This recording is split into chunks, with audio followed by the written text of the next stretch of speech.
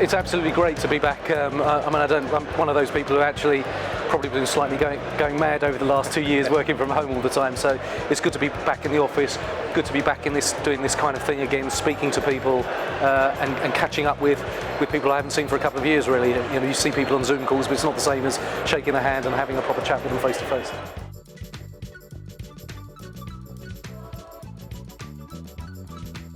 Hi, so I'm David Holland. I'm a partner at Squire Patton Boggs, and I'm the Vice Chair of the Compulsory Purchase Association and the Chair of the Affected Parties Working Group for the CPA. So my session today was on the survey undertaken by the Compulsory Purchase Association looking at health and well-being outcomes for affected parties, that's landowners, occupiers and those impacted by the use of compulsory purchase. So the aim of the session was to report back on those findings and explore some of the issues that affected parties are facing and ideas for reform and change to address those concerns.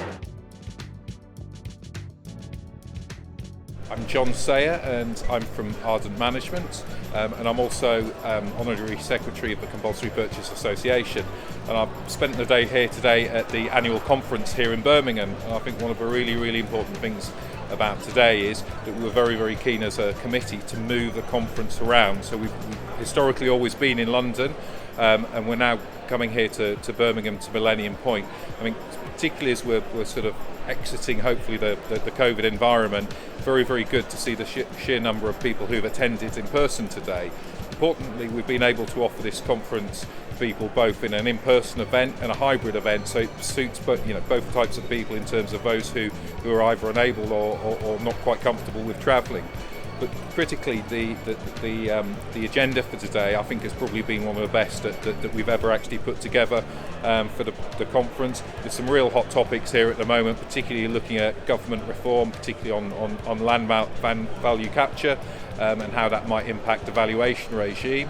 We've also talked about diversity and inclusion, and particularly about the CPA's working group that's been put in place to actually consider that in greater detail and to try and drive change not only within the association itself but also to consider wider government policy as well.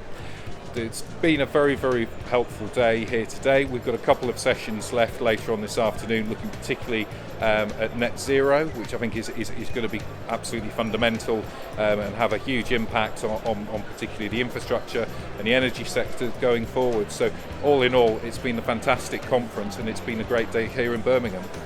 We've had over 200 people attending today, which is, I think, incredible for a kind of post-COVID in-person event, and it's just felt really good to have everybody back together, talking to each other, networking again. So that's felt amazing.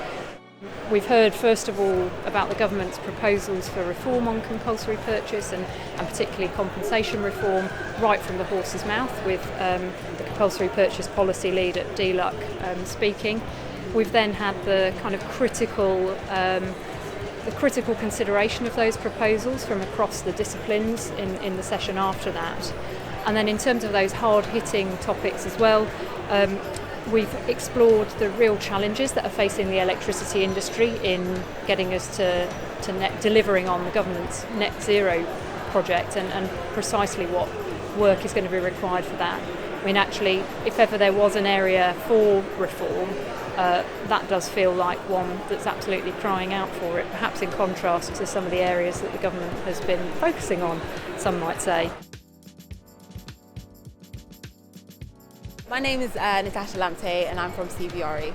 So I've been talking about diversity, equity and inclusion within the CPA but also within the compulsory purchase industry. I think it's something that there's been a lot of focus on recently, so I thought it was absolutely important to bring it to the conference today to shed some more light on what the CPA working group has been achieving. One of the key things that we within the working group wanted to achieve, to bring diversity, equity and inclusion as part of the CPA agenda today. And I'm really glad that we've been able to achieve that.